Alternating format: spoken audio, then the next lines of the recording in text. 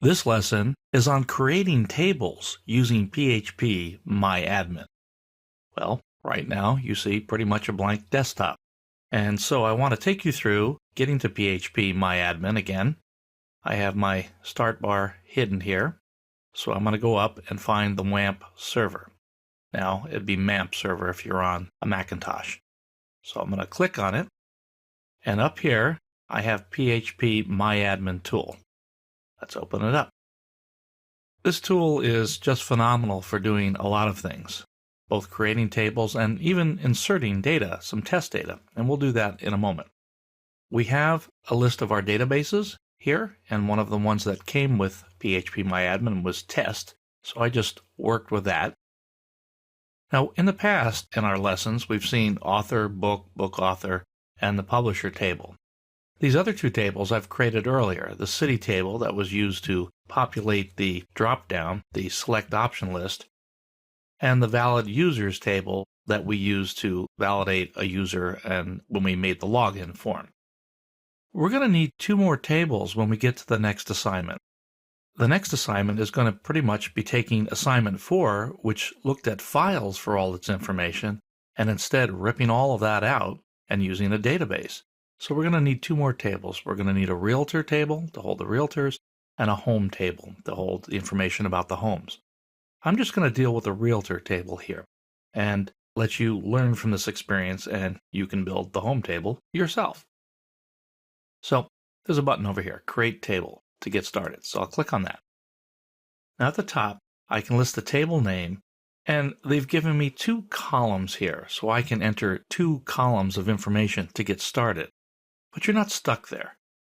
Now you can go ahead and put the table name in here, which I'm just going to call Realtor.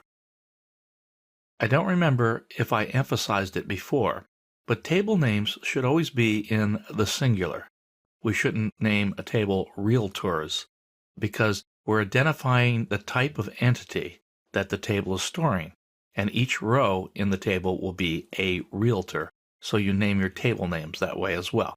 Just a little note. So one of the first things we do when we get into databases is we have to decide what we're going to use as a primary key. We're creating a table.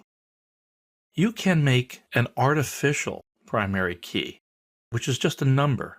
And in fact, you can make it so this number will be automatically incremented every time a new row is inserted into the table. And this essentially takes the place of what you might see in an Excel spreadsheet where the rows are numbered along the left-hand side.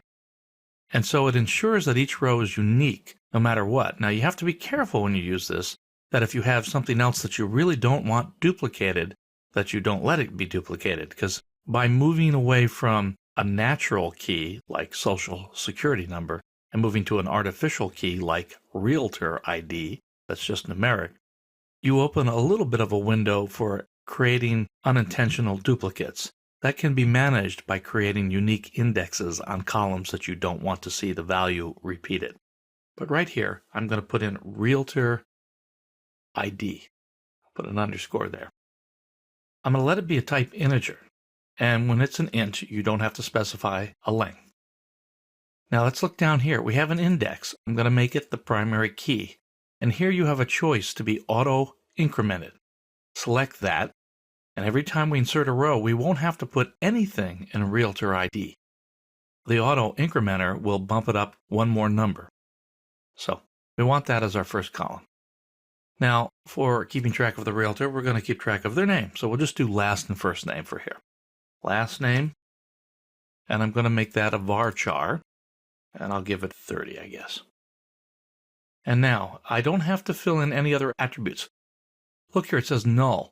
If I check this, it says that nulls are allowed.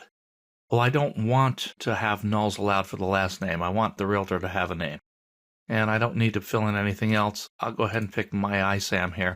That's a storage engine. And then I hit the word save. So it created the table. Well, we're not done yet, though. I'm going to click on the realtor table. We can see already we have a structure, the realtor ID. It puts int 11 there, auto incremented, and the last name. But I'm going to look at this and I'm going to add columns to the table. Now you can add them in various places in between things, but by default it goes to @end of table. And that's what I want right now. I could do it at beginning of table, or I could do it after a certain column name if I really wanted to. But I'm going to leave it with a default choice at end of table. So I want to add the first name, phone number, email, and an image file. We're actually going to put the file name of the name of where their picture is that we display on the page. So let's see, that's 1, 2, 3, 4 columns. So I'm going to add 4 columns at the end of the table. So now we're given a list of columns to put in. So let's go put them in. First name, varchar, the length will be 30, no default. Let's look over to the right. Nulls allowed, no. I don't want nulls on that one. Phone number. Phone number will be varchar as well, because we can put hyphens and that sort of thing in it. And I actually do want to allow nulls on that. So we'll go back, and we're going to put in email, which I will also allow varchar. Some emails can be pretty long, so I'm going to give it 100. And allow nulls. And I want a picture. I'm not going to allow nulls on the image ID. I'm going to call this image file. And again, varchar. And a file name doesn't have to be terribly long. I'll give it a little bit just to be on the safe side. I'll give it 40. And I said I'll allow no nulls on that. Now, we hit save. And it changed the table for us, so put everything in there. So now we have the table basic structure. I'm going to show you how to get the structure of this table in a moment. We're going to go in and we're going to export it so we can see the entire table structure.